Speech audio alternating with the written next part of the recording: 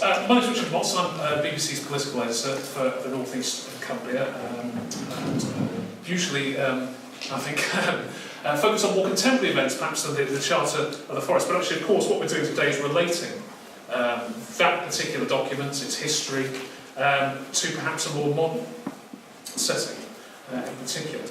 Now, in many ways, of course, some of the issues that wrapped up in when I looked at it, speaking to Christians, we walked over from the history department, are very much part of my grist and mill of my debates I do with politicians today, which is the sense that the dispossessed, the poor, the powerless feel that they get a raw deal, and the powerful obviously want to accumulate, aggregate power and privilege to themselves, and so the very issues that this Charter of the Forest was designed to tackle probably still ring down the ages today. So there are minor victories through history, but perhaps we end up back in the same situation, who knows? I shan't get too political about it. But anyway, the way it's going to work this evening is we're going to hear from Professor Christian Liddy from the University of Durham, and we're also going to hear from Duncan Mackay. I'll introduce them both more fully as we go into this. So they're going to speak each for about 20 minutes, 20 to 25 minutes, the various take on what we're going to discuss this evening, and relating back to the Charter of the Forest, what it means for public spaces, the common man today, etc. And then we'll open it up to your good selves for any questions that you may have. So you can have a little think while you listen to the two contributors this evening. So without further ado, and hear from me, let's hear from Professor Christian Liddy first of all. Professor of History, I'm sure many of you know him, at Durham University, created the 2015 Magna Carta and Changing Face of Revolt exhibition in Durham, and its research includes ideas of citizenship, practices of resistance from Magna Carta to the present day. And his new latest book focuses on the politics of citizenship in English towns between 1230 and 1530. I'll hand you over to Christian to kick off the night.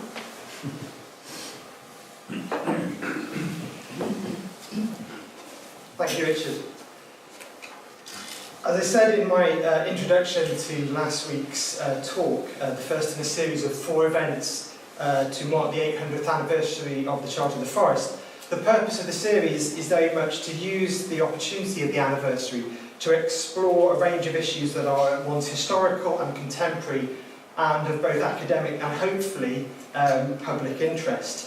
The depletion of the commons and conflicts about natural resources, the privatisation of land use, the relationship between landscape, memory and identity. And my own interest in remembering the Charter lies in what I think of as the symbiotic relationship between landscape and ideas and practices of citizenship.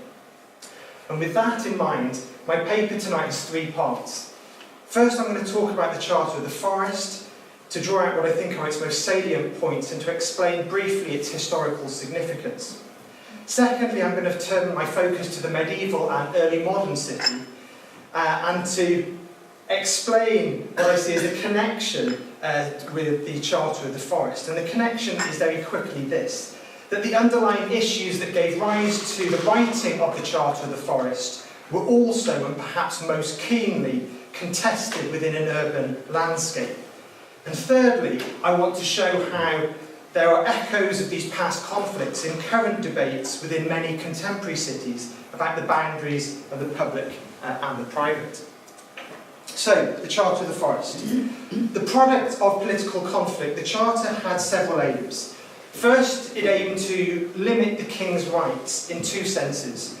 To closely regulate the power of the forest officials who exercised the much hated forest law, which was essentially an expression of the King's arbitrary will, and also to reduce the size of the royal forest, which, as we heard last week, was in the late 12th century perhaps as much as a third of the land in England.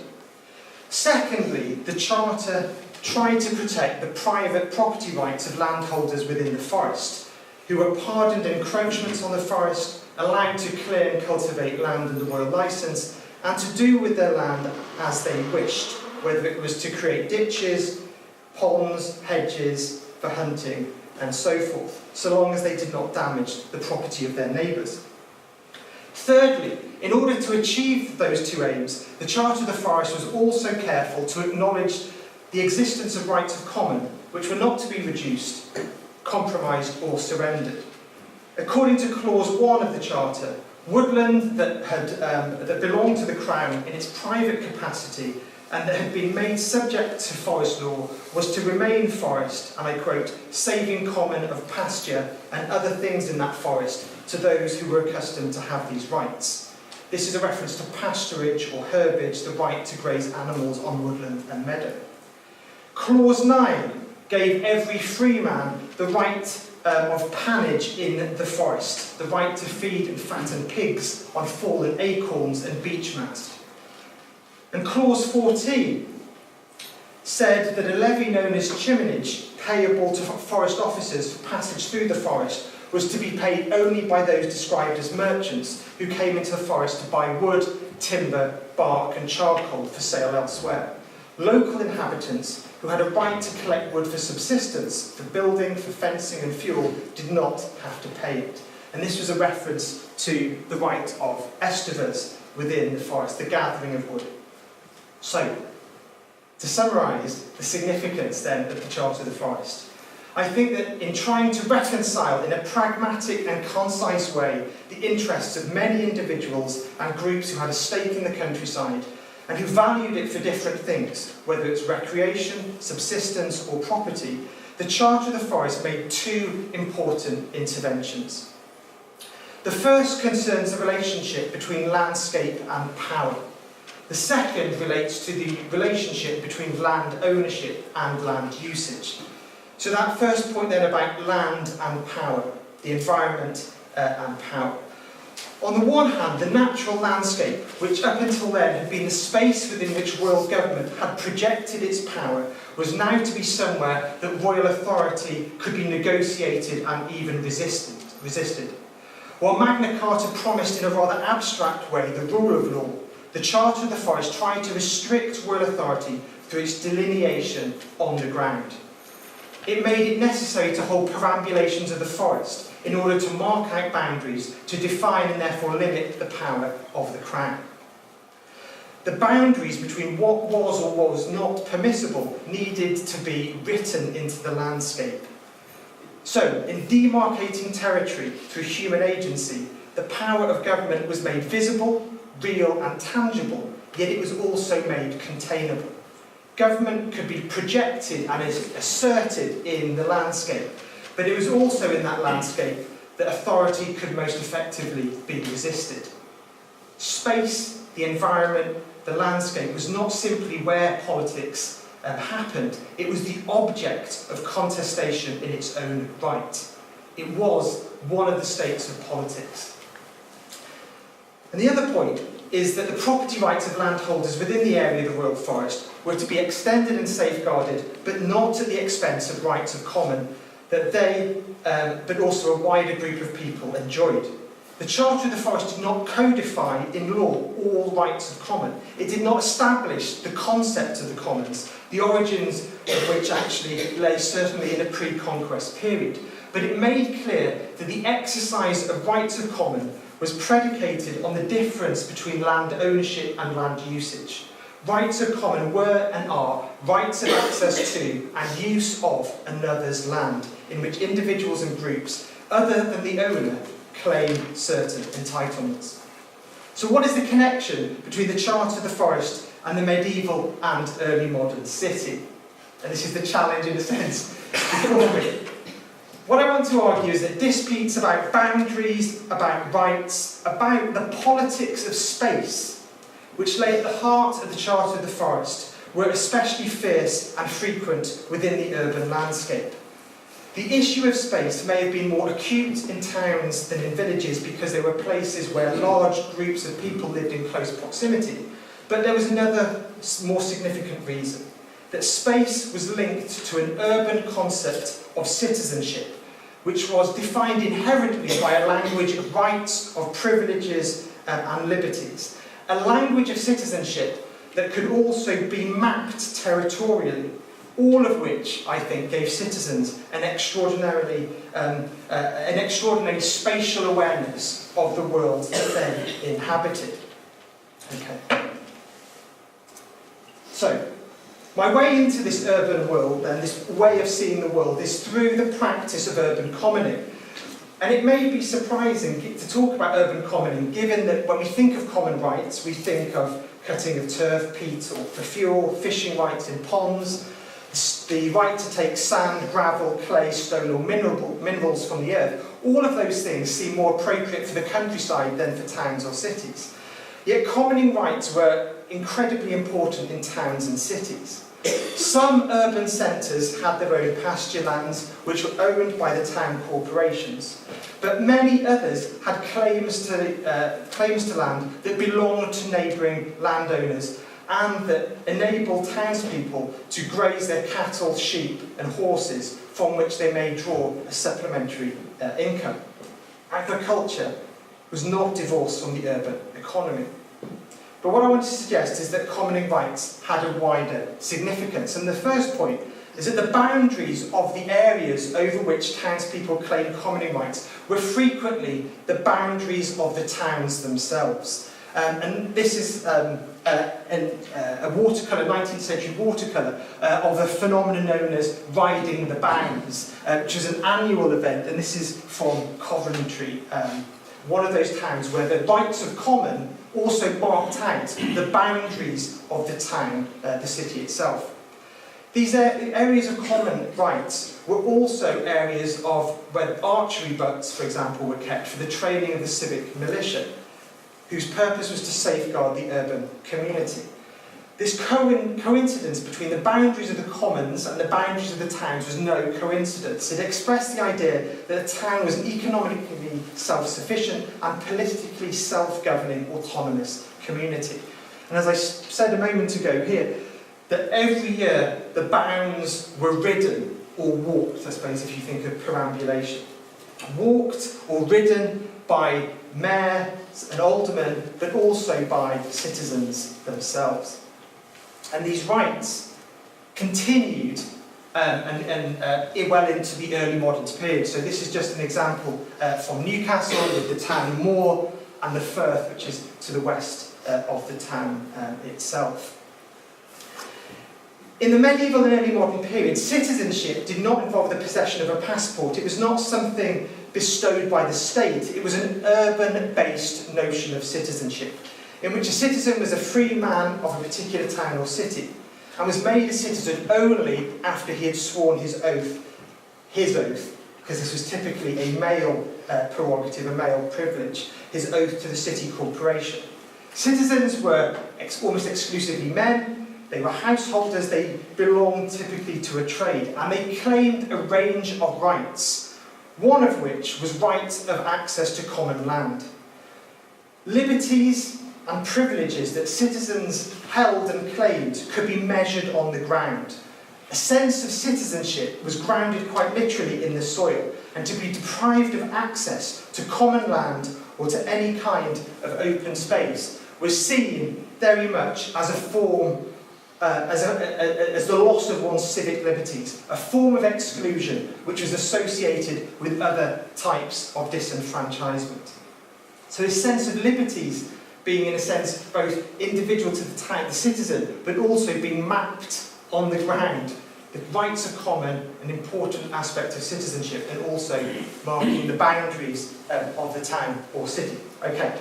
So what I'm going to do in the next couple of minutes is talk, I hope relatively briefly, about the city of Durham. And I just want to thank a former colleague, Dr. Andy Wood, for drawing the case that I'm about to speak to you about to my attention. So, in the medieval period, Durham did not consist of one, in a sense, city. It consisted of several settlements, including the peninsula obviously where we are tonight, but also what was known in the Middle Ages as the Bishop's Borough around St Nicholas's Church here.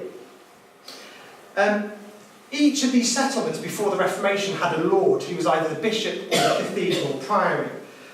But obviously the Reformation came along in the 1530s and 1540s that had an effect on the kind of urban landscape in Durham. It coincided also with a growing desire for urban independence within the city.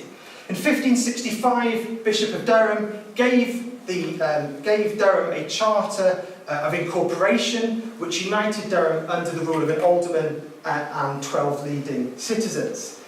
In 1602, there was another charter which reincorporated the city under the authority of a mayor. All of this looked good for the city of Durham, but then in the early 17th century there was a new bishop, William James, who was very keen to exercise what he regarded as his traditional rights of lordship over the city. And I suppose the point I want to make here is that power and authority he regarded as best enforced through the appropriation and domination of space.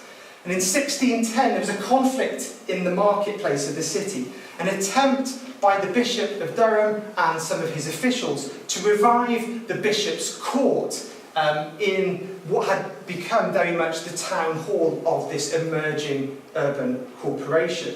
In 1610, a lawyer claimed the mayor's seat. A burgess hastily came into the toll booth, stepped on the table, and with both of his hands took the lawyer, the bishop's lawyer, by the shoulders and pulled him forth of the place.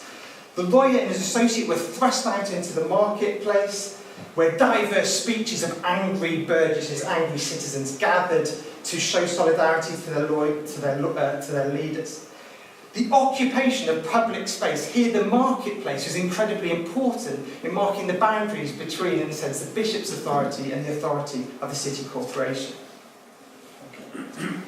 What is really interesting in this dispute, which eventually went before the king, because the Bishop of Durham was not best pleased with this, is that the witnesses for both the bishop and the city corporation had very different views on what constituted Durham, and on who the city of Durham was for. There were multiple contradictory and competing ideas of the city, and the flashpoint of this conflict, the major bone of contention, was the city's boundaries, at least part of which were delineated by the rights of common claimed by the citizens of Durham.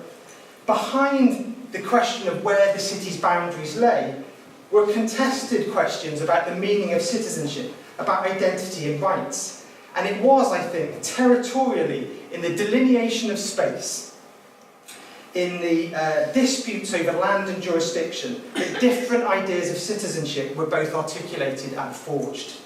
This was, on the part of the citizens of Durham, a stronger sense of citizenship than simply protesting and complaining about wrongs. It was an active citizenship based on the assertion of rights and the advancing of claims.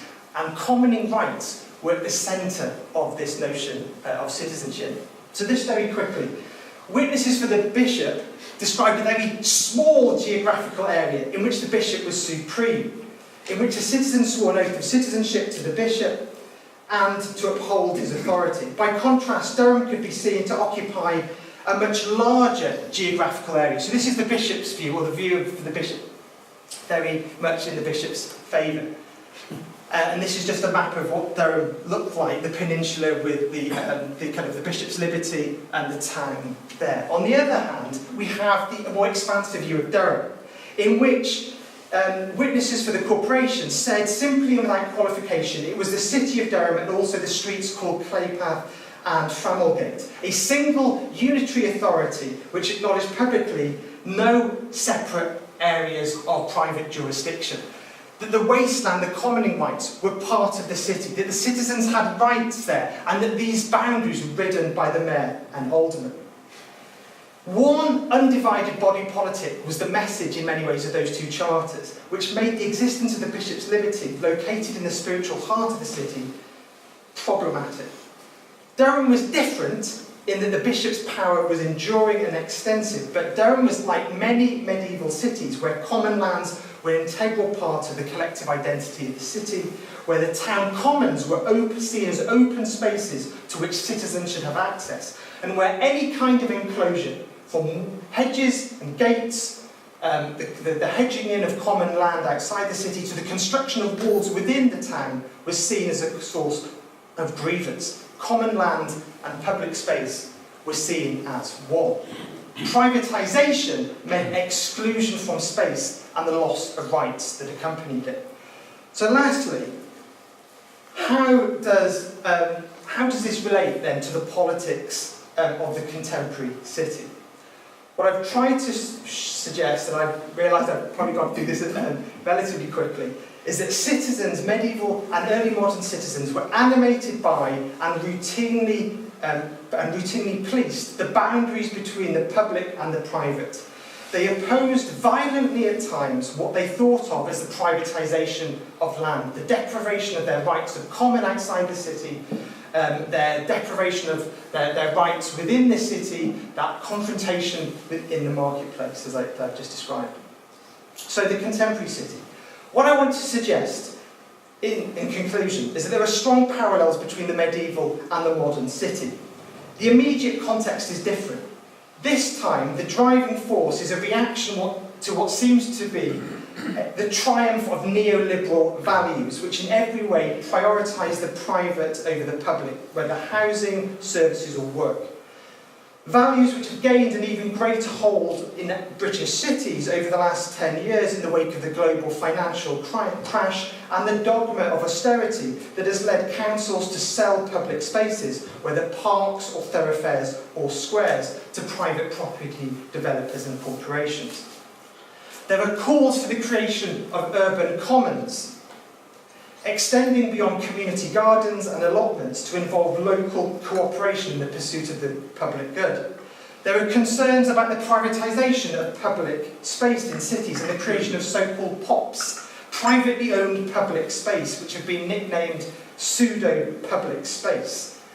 Places that are defined in theory by that difference between land ownership and land usage, which I spoke about at the beginning of my talk, and that are seemingly open and accessible to the public, but are in fact privately owned and governed by rules made by the landowner, which restrict how they can be used. These rules are often not made public, and you don't know you've broken them until you have done so.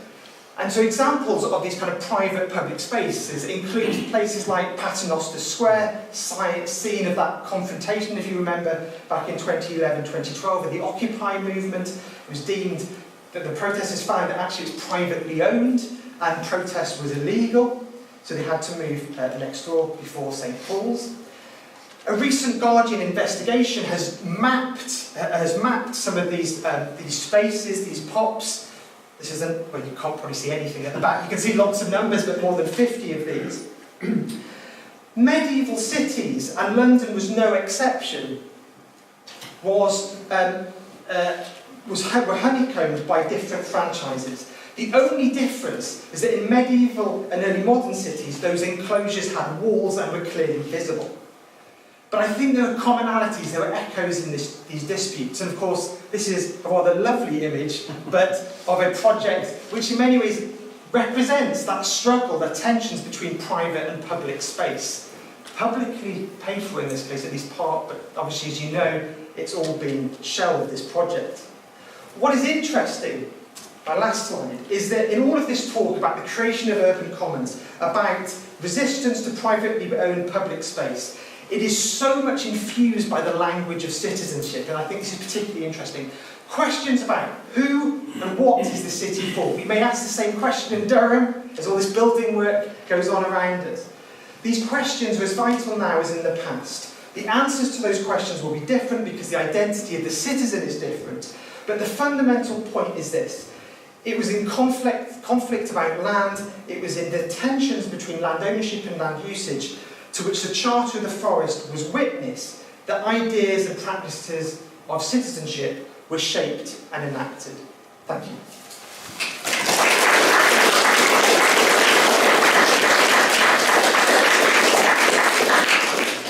Thank you, Christian, for racing us through 800 years there in 20 minutes. Very impressive. I must admit, I've some of these problems. If you've ever tried to film in some of these places, you have to be very careful, obviously, because if I tread on private land to try and film, I get in trouble myself, but then it also gets abused because then you get all sorts of strange organisations saying you can't film their building even though you're on public land. So we have to tell you that and you have to disabuse them of that notion. So anyway, let's move on to our second speaker this evening. It's Duncan Mackay. He's Natural England's principal advisor for green space. He's worked for one of the organisations, the Countryside Agency, Bounty, is that correct pronunciation? But Berkshire County Council. Was Deputy Secretary of the Commons and Open Spaces and Footpaths Preservation Society. Had a key role in the designation of the Thames Path. On the Henry Ford European Conservation Award. I'm never sure that Henry Ford is a big conservationist. That's one of the national parks, I think.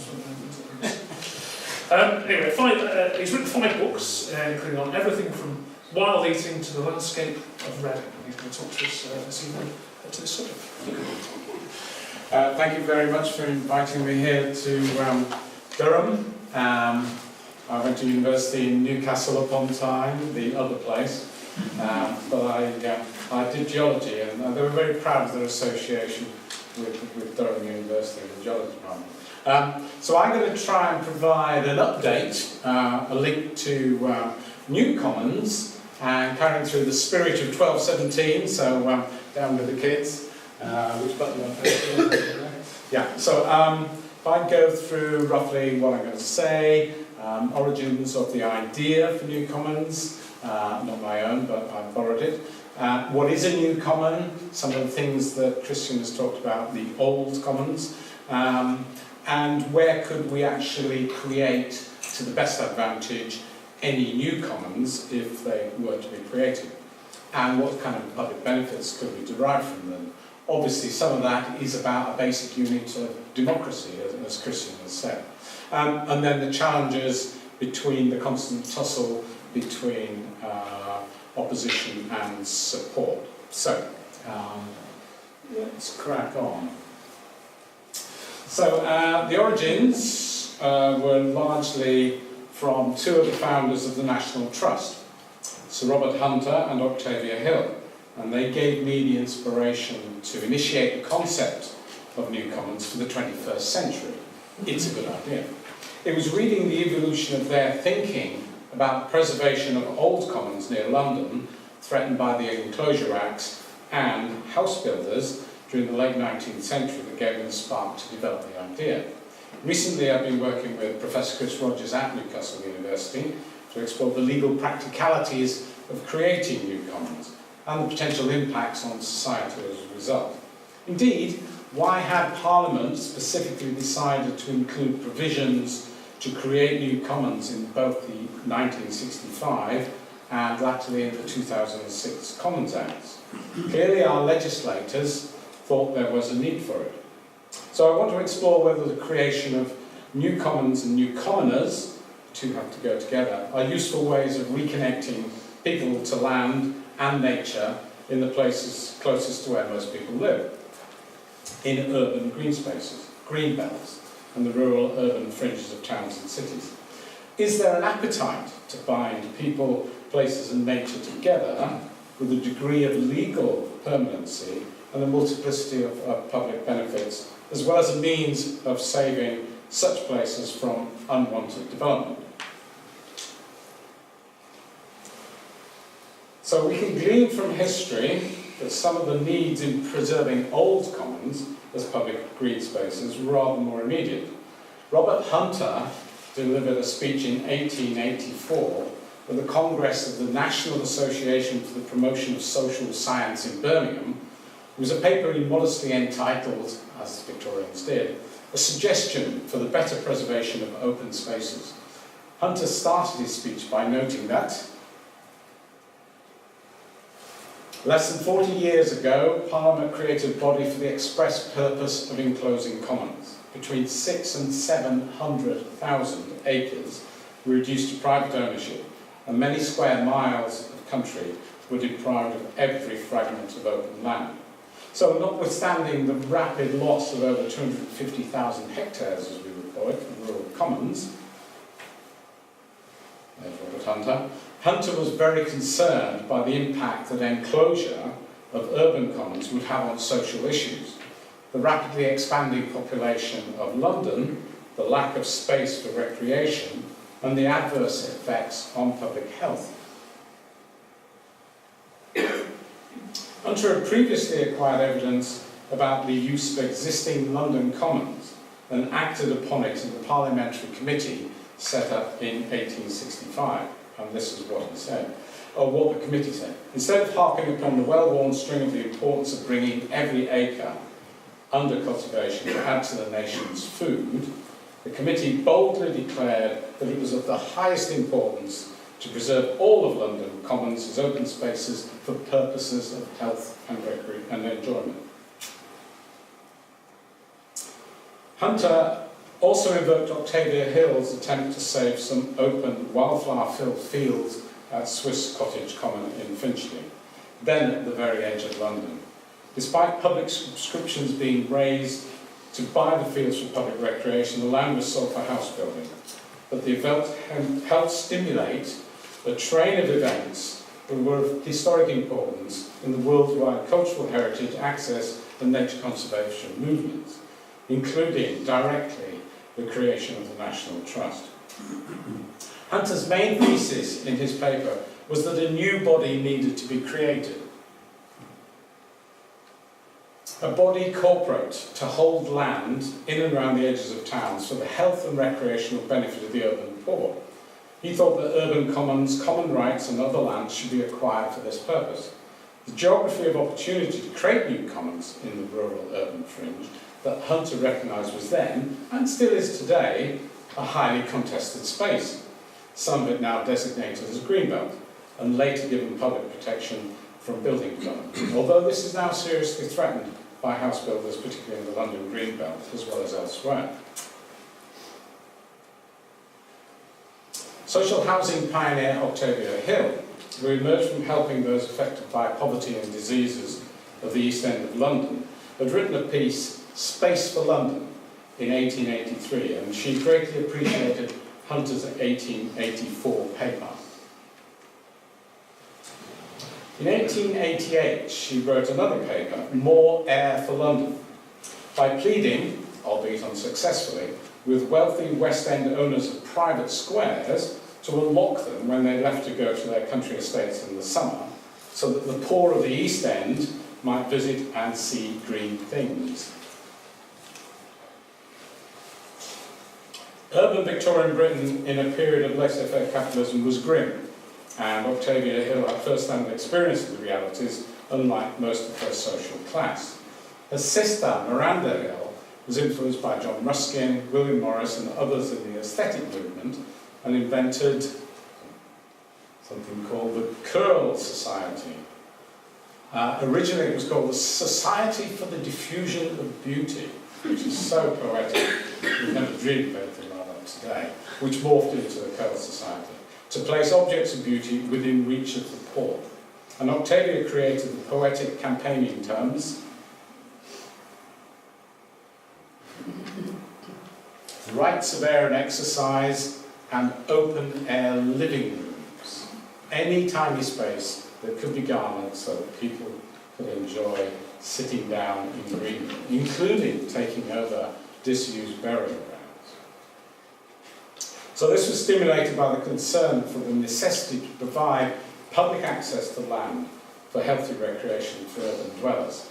Octavia also created a vision for a ring of land around the edges of cities where children could be free to play, as she had done, and workers could walk from their daily labours or on Sundays. She invented this particular term, greenbelts, to describe this simplistic ideal, and funded by John Ruskin, also made the first playground for children. Hill was a Christian socialist, her father was an Owenite, her mother a pestalozzian educationalist, and her maternal grandfather was Dr. Thomas Salford Smith, one of the pioneers of the public sanitation movement and one of the first to recognise the links between diseases like cholera and typhoid and social disadvantage, as well as campaigning with Charles Dickens to stop child labour in coal mines and factories. In the autumn of 1887, Octavia Hill took a trick from her grandfather and used Stamford's map of London to divide it into 4 quadrants. You can see 2 of those. Using 2 radii of 4 and 6 miles from Charing Cross, and produced hard evidence that showed the disparity in the acreage of green space between the western and eastern halves of London. There was an 8-fold difference. 1,701 acres in the west and just 223 in the east. Octavia Hill then went further. She mapped the population density to create even more significant evidence of need. The 1 acre of green space in the west was available to 682 people, but the 1 acre in the east had to be shared amongst 7,481 people, an 11-fold difference in density. This was the main evidence that stimulated her 1888 speech. Since then, of course, there's been a dramatic increase in London's population, now heading towards a 10 million future. The growth in new buildings has not been followed by commensurate growth in new green spaces for public enjoyment and healthy recreation. City-based land companies were Hunter's solution to providing space for citizens. Legally constituted companies created to hold land for public benefit in and around cities. 11 years after his speech in Birmingham, he, Hardwick, Rawnsley and Octavia Hill created a national land company, probably better known now as the National Trust. It's now the second largest landowner in Britain, but hardly any of its land lies next to cities where most people now live. Arguably, this is contrary to the intentions of the National Trust founders, particularly Octavia Hill, who railed against its decisions to acquire buildings rather than open spaces for the poor. Now, bringing it a bit more up to date, 2011, public policy and the entire landowning conservation movement followed from those times, and much of the work of the body I work for, Natural England, and its predecessor bodies too. When the Natural Environment White Paper came out and became policy in government in 2011, it recognised the prevailing dislocation between people and the natural environment. Natural England has created a new strategy which has its ambition to put people at the heart of everything it does, and to restore the connections that people want with green spaces and the spirit-lifting energy of wild nature. The desiccation from nature that we endure today could be much worse. Robert Hunter, Octavia Hill and other members of the Commons Preservation Society helped save Parliament Hill, Hampstead Heath, Wimbledon Common, Epping Forest, Clapham Common and many other green spaces that were otherwise doomed to be developed. A similar challenge exists today to reconcile different demands on land, particularly within cities and their urban fringes, and where green spaces and public parks exist, often created by Victorian reformers, how to finance and maintain them now that government policy is focused, in a slightly eerie echo of Victorian England, on shrinking the state.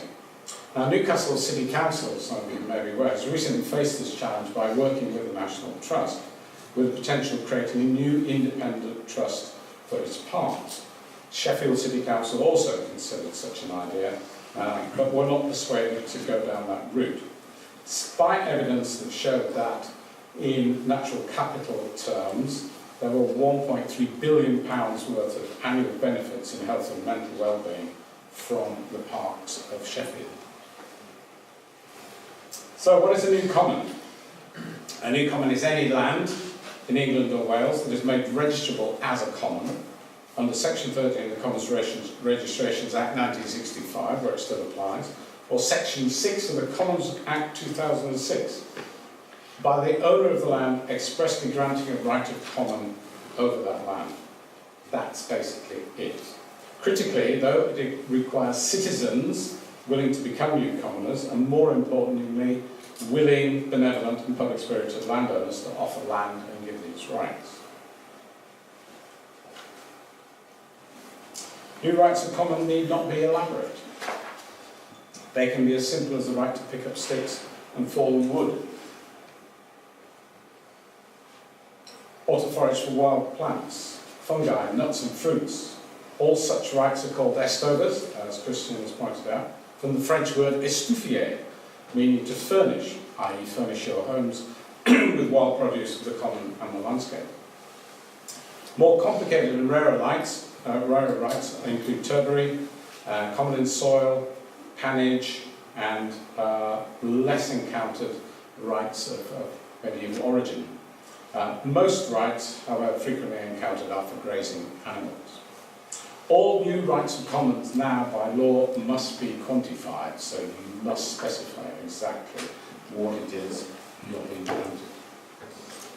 So the right to forage wild garlic, perhaps.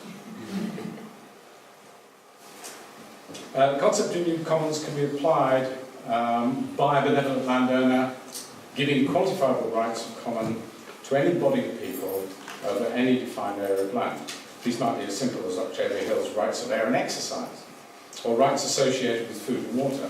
The landowner still owns the land and shares the use, but others are given the freedom to use it too. It sounds somewhat fantastical, but it has happened already in Tottenham. The first new common in England, specifically legally created in the law, was in the county of Norfolk by a public-spirited landowner called Daphne Buxton, who generously wanted to create a gift of land for the people of her village to enjoy forever.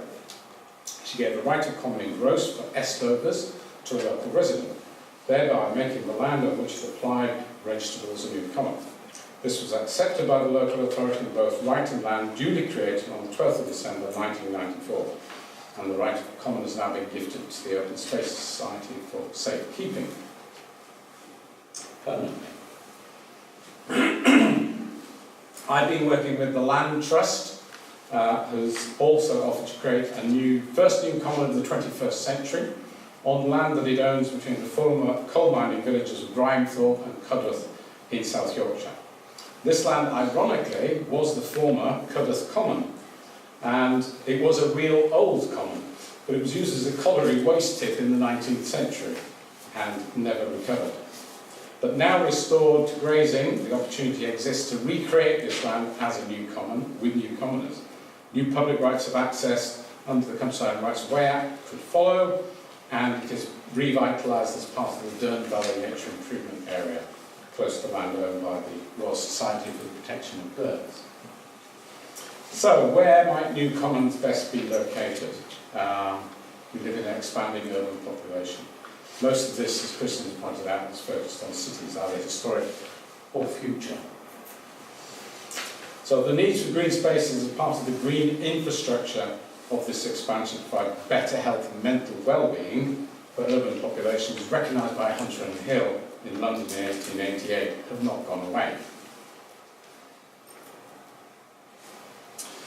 So, the draft plan for the recently announced Greater London National Park City proposal had already incorporated the potential to create new commons as part of that ambitious programme.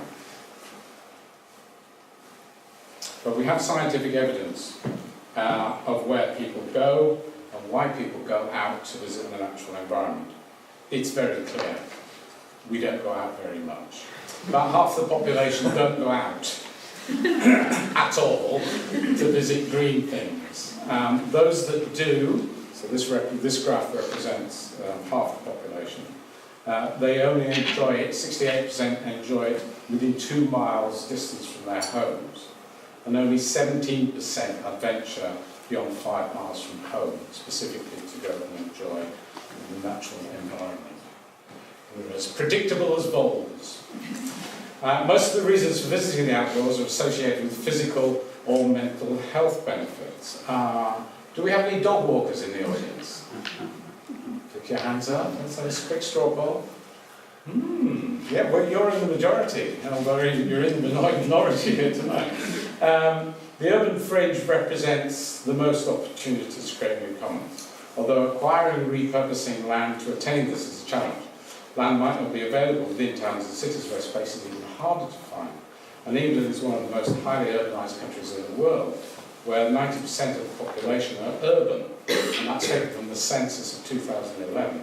81.5% of the population live in urban towns and cities, and another 9.1% live in rural towns. So, here's a nice piece of Cumbria. You might recognise it from County Durham. The global focus potential new common creation is therefore the rural-urban fringe, and where available, inner urban spaces. The immediate hinterland of rural villages is equally important to the people who live there, as Daphne Buxton proposed in Norfolk. So why new commons could provide public benefits? A new tool for local communities to engage with their local landscapes by permanently repurposing land close to where they live to achieve greater benefits. Improvements include regeneration, green economic growth, improving health inequalities, improving social conditions, giving communities pride in their place, creating stakeholders and participants rather than uninvolved and disengaged citizens, and adapting cities to climate change and finding a new home for urban nature. Within urban areas, people are already taking action. Incredible edible Todmorden is a Pennine town halfway between Halifax and Manchester, and has inspired similar projects all over the world. It has repurposed the public realm in Todmorden and made it, in effect, a common. The roadsides, public buildings, churches, schools, police and railway stations, car parks, health centres and similar spaces are now growing food, all planted and tended by volunteers. Food is part of the common wealth of the town and is free to anyone to take and use. The project has legally negotiated rights and licences to plant obtained from authorities and property owners, and it has produced a catalytic effect on the quality of life of the town. It now hosts coach parties of food tourists.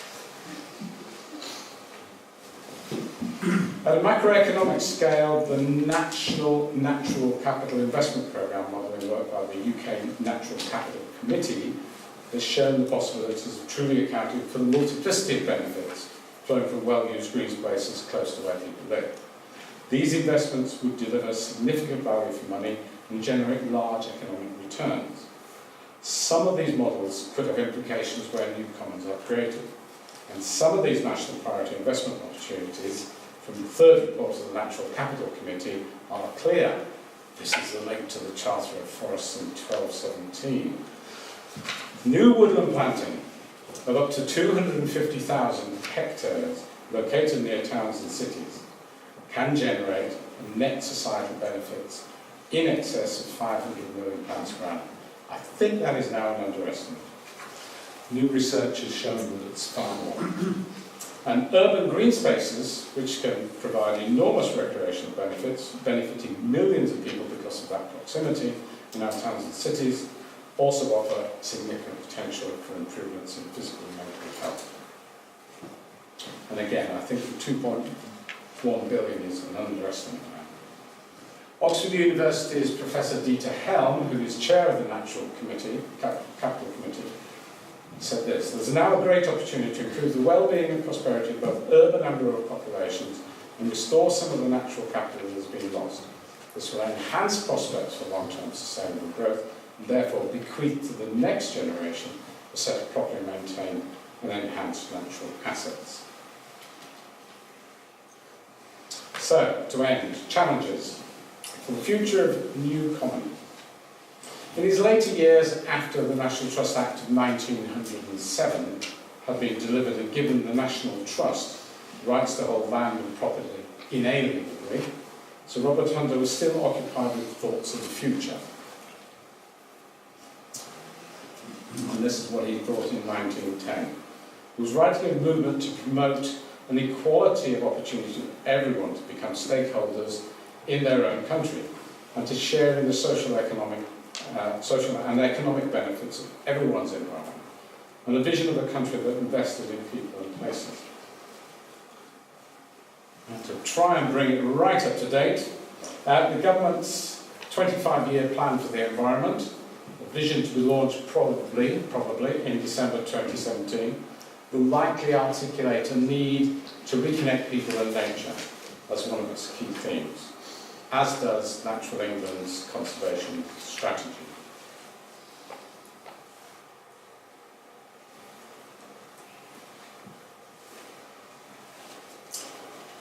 Octavia Hill's formula to escape the worst socio-environmental problems of Victorian Britain was in the form of new public green spaces to enjoy nature and to give people rights of air and exercise. This impulse was driven by and derived from a deadly crisis in Victorian-era public health due to lack of green spaces, a nutrient-poor diet and coal smoke air pollution. We now have another deadly and expensive crisis in public health caused by the diseases of inactivity and nutrient-rich diet leading to obesity. as well as different forms of air pollution. This crisis is currently costing the UK tens of billions of pounds annually, but as the Natural Capital Committee and Professor Dieter Helms pointed out, could be prevented in part by investing as a national priority in more publicly accessible green spaces, particularly those created as woodland. Octavia Hill, who saw beauty everywhere, not just in special places, humbly reminds us from her 1883 article, Space for the People, that we all need space. Unless we have it, we cannot reach that sense of quiet in which whispers of better things come to us gently. Which I have slavishly taken for the title of my new book, so now a shameless plug. Thank you for listening, and I hope we can have a good debate. Thank you very much.